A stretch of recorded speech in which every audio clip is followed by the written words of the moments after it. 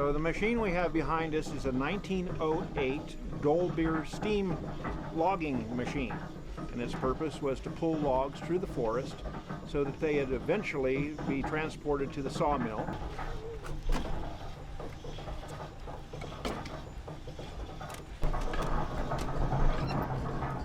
So this steam engine operates essentially by a wood fire boiling a steep kettle full of water, creating steam.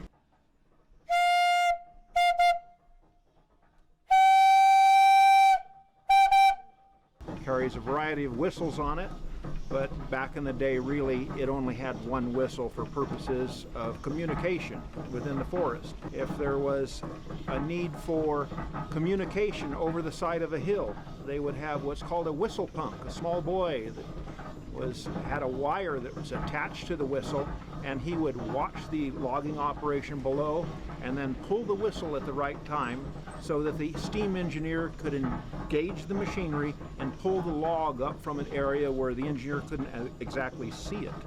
What we will demonstrate is how this machine actually used cables and pulleys to pull logs across two-pole chutes, which is essentially a road through the forest.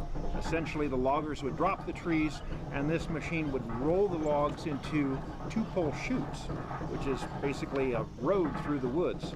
They would drag these logs through the woods, eventually dumping them into Shaver Lake.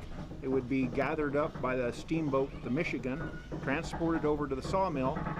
The sawmill would then cut them into boards. The boards would then be dried, and after a period of time, when they had sufficient buoyancy, they would kick them into the flume. And then the flume was 42 miles long and would reach Clovis 6.5 hours later. At the turn of the century, this was the latest and greatest technology. And so for 108 years old, it's a pretty fascinating machine.